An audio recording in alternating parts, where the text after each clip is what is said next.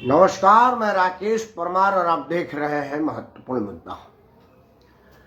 मित्रों, महत्वपूर्ण मुद्दे में आज की महत्वपूर्ण विषय रखने से पहले एक सबसे महत्वपूर्ण बात आपसे बता देना चाहता हूं कि अगर आप अपने दिमाग को दही करना नहीं चाहते हैं, बेमतलबा बकवास सुनना नहीं चाहते हैं और एक ही खबर को बार बार रिपीट होते देखना नहीं चाहते हैं, तो कृपया आज से लेकर के कल शाम, मतलब संभव हो सके तो परसों तक समाचार चैनल ना देखें, क्योंकि भारत पाकिस्तान का मैच कल है।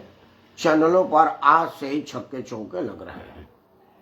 हंसी की बात यह है कि चूंकि आप ज्यादा बोलते हो तो आपके पास बोलने के लिए कुछ रह नहीं जाता। जरा समाचार की कुछ वानगी आपको देता हूं। अभी अभी एक समाचार पर मैं हेडलाइन सुना था कि कोई नई चीज तो नहीं होगी ना मेरे आपके सामने आने से पहले, चूंकि मैं कुछ बोलता रहा हूं, कुछ बड़ी घटना हो गई हो, इसलिए मैं 10 बजे का हेडलाइन सुन के आता हूं, इसीलिए 10:02 1 मिनट हो जाता है। तो एक समाचार पा रहा था कि आज की सबसे बड़ी खबर यह है कि 23 अक्टूबर को विराट कोहली को किसी ने नहीं हराया है। उससे भी मजे की बात है कि इस पैनल पर जितने लोग बैठे हैं उन सब का कोई ना कोई विराट कोहली से कनेक्शन है।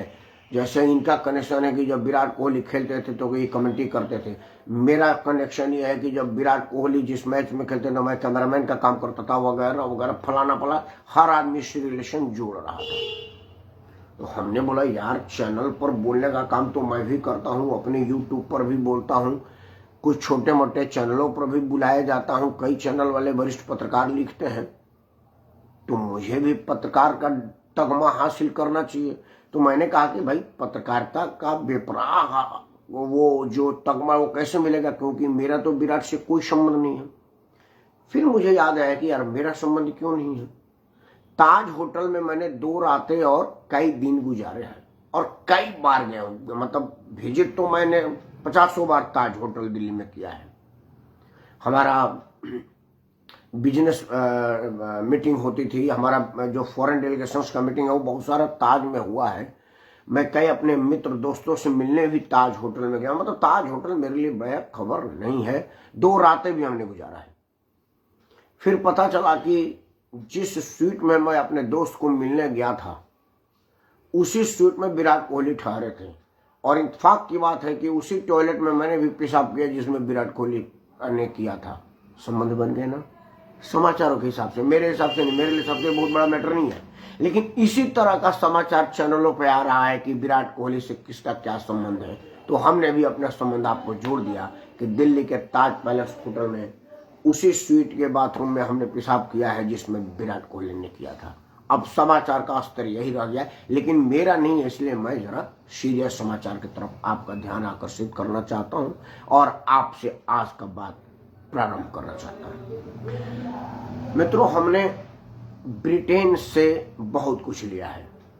ब्रिटेन से गुलाम रहने के बाद ब्रिटेन के वफादार को देश में राष्ट्रपिता, राष्ट्र चाचा, राष्ट्र भाई, राष्ट्र बाबा तक का तगमा दे दिया। वो सारे के सारे ब्रिटेन के पेड कर्मचारी थे।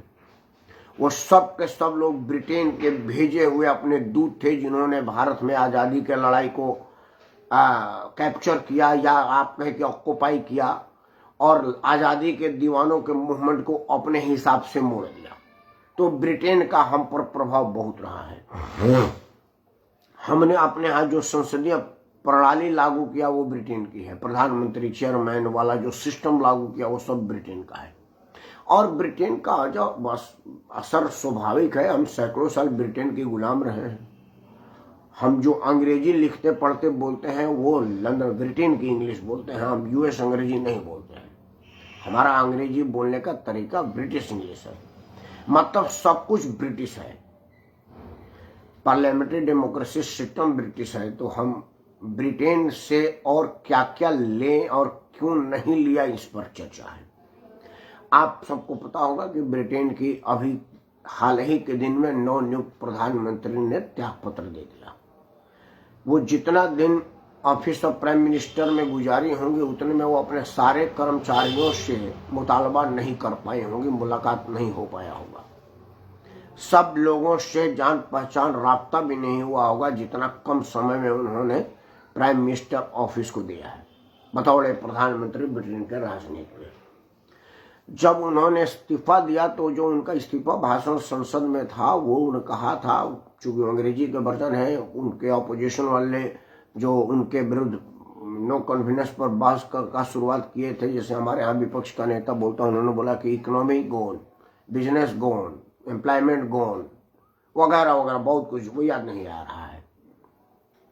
And prime minister should also gone, उसमें पूरी ब्रिटेन के पार्लियामेंट में तालियां बज गई, वो हमारे यहाँ भी बजता है।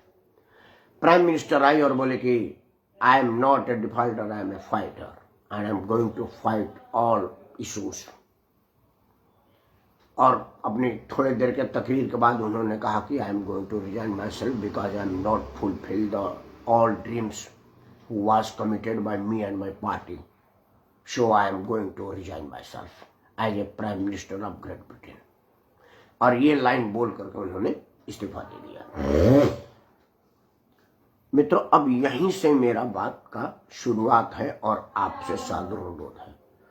ब्रिटेन के प्रधानमंत्री ने अर्थव्यवस्था पर फेल हो जाने या कमिटमेंट ना पूरा होने की आशंका मात्र से इस्तीफा दे दिया।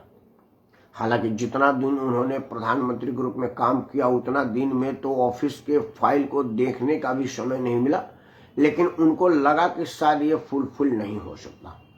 और दूसरा जो उन्होंने कारण गिना वो ये कि उनके मंत्रिमंडलीय सहयोगी और संसद सदस्यों ने उन पर विश्वास नहीं किया था। एक कारण ये भी है कि वो इस्तीफा देने पर मजबूर हुई। अब आते हैं इंग्लैंड वाला ही डेमोक्रेसी सिस्टम को एडॉप्ट करने वाला भारत महान पर। भारत, पाकिस्तान, बांग्लादेश ये कही था और इस तीनों चारों में सिस्टम ब्रिटेन वाला ही है। पाकिस्तान में तो आप देख रहे हैं कि वहाँ के प्रधानमंत्री जो पहले थे इमरान खान, वो चुनाव आयोग ने उनके संसद चुने जाने को अवैध घोषित कर दिया। जिस तरह से इंदिरा गांधी का चुनाव रायबरेली से अवैध हो गया था। इंदिरा गांधी ने बदले में इमरजेंसी लगा दिया था और इमरान खान के पार्टी ने गोली चला दी। बात बराबर ये दोनों। और वहां पर सड़कें लाल हो रही है, पूरा कोहराम हो रहा है। वहां पर डेमोक्रेसी का कोई मतलब नहीं। खैर, वहां पर डेमोक्रेसी है भी नहीं, वहां तो मार्शल लॉ है और बूट शासन करती है। बाकी सारी मानवाधिकार बूटों तले रोक दी जाती है। लेकिन हमारे यहाँ तो डेमोक्रेसी कहने के लिए है, लोकतंत्र जिंदा है। और हम एक बार इमरजेंसी के दंश के बाद अब तक जनतंत्र, लोकतंत्र को अपनाए हुए हैं और उसी के तहत से अपना राजतंत्र चलाते हैं। तो हमारे यहाँ पर जो नेता होते हैं वो इन सब चीजों को क्यों नहीं मानते जो ब्रिटेन वाले ने माना है। एक हल्की सी आशंका में कि शायद वो आर्थिक समस्याओं का निदान नहीं कर सकती, उनसे निदान जितना जल्दी संभव नहीं हो सकता, उन्होंने इस्तीफा दे देना बेहतर समझा। लेकिन हमारे यहाँ के प्रधानमंत्री लगातार फेल होने के बाद भी इस्तीफा देने वाले, मांगने वालों से इस्तीफा मांगने लगते हैं और अपना किसी तरह की कोई नैतिकता जैसी चीज भारत के राजनीति में नहीं रही है। क्या हमको इस विषय पर विचार नहीं करना चाहिए? इंग्लैंड का मामला इंग्लैंड में छोड़ दें, हमारा मामला हमारा है। सिर्फ क्या इस बात से हम अपने राजनीतिक दलों को माफ कर सकते हैं और माफ कर देना चाहिए? मित्रों, हम देखते हैं, कहते हैं कि अमेरिका सबसे ज्यादा शक्तिशाली है, ब्रिटेन सबसे ज्यादा बलवान है, फ्रांस सबसे ज्यादा आर्थिक महाशक्ति है, रूस, चीन, जापान के पास सर्वशक्ति संपन्न संप्रभुत्व राष्ट्र है, हमारे पास क्यों नहीं? इन सब चीजों को आप अपने से कंपैरिजन करने से पहले आप वहां की और यहाँ की गतिविधियों पर भी जरा एक बार नजर डालें। मुझे खूब बढ़िया से याद है कि अमेरिका में इससे पहले बराक ओबामा के पहले वाले जो राष्ट्रपति बने थे, उस दौरान की बात है, वहाँ 4 चरणों में राष्ट्रपति का चुनाव होता है। एक शायद पब्लिक डेलीगेट चुनती है, एक सीनेट चुनता है, फिर एक कैसे चुनता है वो मैं पूरी प्रक्रिया आपको एक्सप्लेन करूंगा, टाइम लगेगा। लेकिन चौथे चरण में, पहले चरण में वहाँ के एक बहुत बड़े बिजनेसमैन जो सिनेमा के बहुत बड़े कलाकार भी थे, उन्होंने राष्ट्रपति पद में अपनी दावेदारी की। पहले चरण में वो ठीक ठाक फाइट कर रहे थे, लेकिन दूसरे चरण में उन्होंने अपना नाम वापस ले लिया। तीसरे चरण आते आते उन्होंने पुनर्विचार सोचा और जब अंतिम फाइनल चरण हुआ तो वापस राष्ट्रपति के कैंडिडेट के रूप में अपने आप को स्थापित कर दिया और चुनाव लड़ गए। मित्रों, वो भारत नहीं है कि आपके यहाँ से जेल में रह के भी फार्म भरा जाएगा और अगर उसका जात वाला होगा तो जात वाला, धर्म होगा तो धर्म होला, या किसी तरह की सिंपैथी उसके पास होगी तो उससे चुनाव जीत जाएगा। ऐसा नहीं हुआ। अमेरिका में उसको 2% वोट भी नहीं मिला, उसके अपने घर के लोगों ने भी वोट नहीं दिया। आम अमेरिकी लोगों से जब पूछा गया कि भाई ऐसा क्यों हुआ, तो उन्होंने कहा कि भाई एक बात ही मेरे को समझ में नहीं आई कि ऐसी कौन सी परिस्थिति थी जबकि आप पहले चरण में ठीक ठाक फाइट करने के बाद दूसरे चरण में अपना नाम वापस ले लिए, और तीसरे चरण आते आते आप वापस मैदान में आके फाइनल राउंड में आप चुनाव में क्यों खड़े हो गए, ऐसी क्या परिस्थिति बनी, यही वो एक्सप्लेन नहीं कर सका। इतनी सोच करके मतदान करने वाला अमेरिका आज दुनिया का सबसे शक्तिशाली इसलिए है क्योंकि उसके पास मतदाता इतना शक्तिशाली है, समझदार है और समझ करके वोट देता है। अमेरिका की जनसंख्या और सारी चीज हमारे से आधे से भी कम है। आज ब्रिटेन के प्रधानमंत्री ने इस्तीफा दे दिया। जितनी ब्रिटेन की आबादी है उतना में बिहार 3 बार मतलब ब्रिटेन बढ़ सकता है। मतलब कुल 6 करोड़ की आबादी वाला ब्रिटेन में इतना बड़ा ऊंचा मापदंड का प्रदर्शन किया है, और उसके दुगना 12 करोड़ से भी ज्यादा वाला बिहार में नीतीश कुमार लड़ते चुनाव लालू प्रसाद के साथ हैं, सरकार मोदी के साथ बनाते हैं, फिर लालू प्रसाद को जेल डलवाते हैं, फिर वो लालू प्रसाद के साथ चुनाव में जाने से पहले सरकार में आ जाते हैं, फिर कल लालू प्रसाद को छोड़ करके वापस भाजपा में आ जाएंगे, इसकी कोई गारंटी नहीं है। लेकिन बिहार की जनता जब लालू प्रसाद के साथ थे तब भी ताली बजाती थी, जब नीतीश कुमार भारतीय जनता पार्टी के साथ आए तब भी ताली बजाई, और अब वापस पुनः लालू प्रसाद चला गया तब भी ताली बजे। फर्क इतना है कि तब लालू प्रसाद के टीम वाले लोग गाली दे रहे थे और वो ताली दे रहे, और पहले भाजपा वाले ताली दे रहे थे और अब गाली दे रहे हैं। मतलब ताली और गाली तो उनको मिल ही रही है। लेकिन कोई एक आदमी ये नहीं बोला कि भाई आपका समर्थन मैं क्यों करूं, आपको तो हमने लालू प्रसाद के साथ मिल करके मोदी को हराने के लिए वोट दिया था, और आप फिर उसी मोदी के घोड़े में बैठ गए, फिर हमारा क्या मतलब।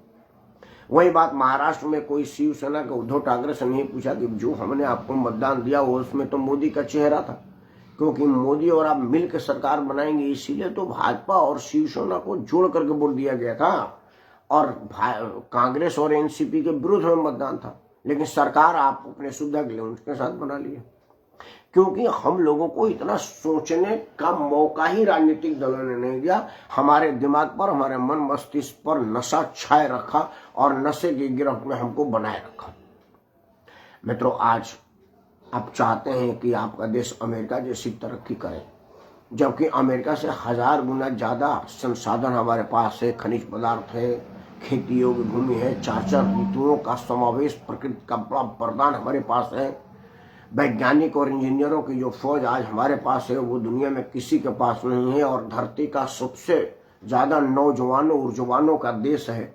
लेकिन सबसे पिछड़ा है क्योंकि हमारे नौजवानों के हाथ में काम की जगह हथियार थमा दिए हैं और दिमाग में ज्ञान की जगह फितूर भर दिए हैं, और हर आदमी अपने अपने एंगल पर भरता रहता है। ओवैसी का आज एक बयान दिन भर टीवी पर छाया रहा। पाकिस्तान भारत के मैच पर अपना बयान दे रहा था कि भारत पाकिस्तान का मैच पाकिस्तान में नहीं होगा, विदेश में होगा। क्यों होगा भाई? फिर उनका जो अपना एंगल था उन्होंने स्पष्ट किया। मैं भी चाहता हूं कि भारत पाकिस्तान का मैच हो, सामी गर्दा मचाए, सिराज गर्दा मचाए। मतलब पूरे भारतीय टीम में 2 मुसलमान नाम ही उनको याद आया, विराट कोहली का नाम नहीं आया, नहरिया का नाम नहीं आया, और किसी का नाम उनको याद नहीं आया। नाम आया है तो 2 मुसलमान खिलाड़ी जो भारतीय टीम में इस बार खेले हैं, पिछले मैच में नहीं। मतलब आते जाते वाले खिलाड़ियों का नाम याद आया। उनके लिए भारत का क्रिकेट टीम सिर्फ मोहम्मद शमी और सिराज है, बाकी के 11-12 खिलाड़ी कुछ नहीं है। या भारत का कोई नागरिकों से पूछ दे, भाई विराट कोहली भी तो इसी देश का नागरिक है और भारत का कप्तानी कर चुका है, उसकी चर्चा क्यों नहीं किए? राहुल शर्मा का चर्चा क्यों नहीं की, कोई अभी में कप्तान है? आपने इन सबों की चर्चा, लेकिन वो चूंकि उनको पता है कि हम किस ऑडियंस को एड्रेस कर रहे हैं, वो उसके हिसाब की बात कर रहे हैं। तभी तो हमारे देश में राम मंदिर पर गोली चलाने वाला आदमी राम मंदिर के दर्शन करने की बात करता है और हम ताली बजाते हैं, इसलिए कि हमारे मन मस्तिष्क को फ्री नहीं रखा गया है। आप चाहते हैं कि आप अमेरिका जैसा तरक्की करें तो आप मतदाता अमेरिका जैसा बने। आप चाहते हैं कि ब्रिटेन के प्रधानमंत्री जैसी मोरल रिस्पॉन्सिबिलिटी लेकर के 1 महीने के अंदर यह बात की आशंका से कि शायद मैं अपने किए हुए वादे को पूरा नहीं कर पाऊंगी, उन्होंने शर्म के आगे घुटने टेके और रिजाइन कर दिया, प्रधानमंत्री पद को छोड़ दिया। अगर आप चाहते हैं कि आप जापान जैसे तकनीकी पर अपना वर्चस्व बनाए, जो कि आपके लोग हैं, इतना बैंक आपके पास है कि आप जापान को पीछे तकनीक में छोड़ सकते, इतने बहीन इंजीनियर हमारे पास है, तो आपको जापान जैसा राजनीतिक सोच डेवलप करनी पड़ेगी। अगर आप चाहते हैं कि आप चीन जैसे शक्तिशाली और आर्थिक रूप से शक्तिशाली देश बने, तो आप चीन के लोगों जैसा निर्णय लेना पड़ेगा। उनका सबसे बड़ा देव भगवान बुद्ध है, लेकिन कहता है कि अगर चीन के विरुद्ध में बुद्ध बोलेंगे तो मैं उनको भी शुद्ध कर दूंगा, क्योंकि हमारा धरती सबसे प्यारा है। आज उसके उलट हमारे देश में चंद सिक्कों के लिए धरती को बेचने तक के तैयार हो जाते हैं लोग, और फिर भी हम कुछ नहीं बोलते। अंत में एक ही बात आपको बताऊंगा, इसको सुन करके आपको आश्चर्य लगेगा, लेकिन ये सत्य है। हमारे देश में सबसे ज्यादा हिंदू धर्म को मानने वाले ही हिंदू धर्म का विरोध करते हैं, लेकिन कोई हिंदू ये नहीं पूछता कि भाई आपके घर में शादी ब्याह श्राद्ध सब कुछ हिंदू कर्मकांड के हिसाब से होता है, और आप माइक में आते हैं तो हिंदू धर्म का विरोध करते हैं और बाप की अस्थियां लेकर के दर दर भटक रहे हैं। ये कोई नहीं पूछ रहा है, क्योंकि हमारे मन मस्तिष्क को फ्री नहीं किया गया है। या आप सोचिएगा, क्योंकि ब्रिटेन के प्रधानमंत्री ने रिजाइन दे करके आपके दिमाग पर दबाव बनाया है। आपके प्रधानमंत्री और राजनीति में वाले लोग तो चिकना घड़ा है, उन्हें कोई शर्म नहीं है, क्योंकि उन्हें तो हर हाल में सत्ता चाहिए, पक्ष का चाहिए या विपक्ष का चाहिए, क्योंकि कमाई और ऐश दोनों की बराबर है।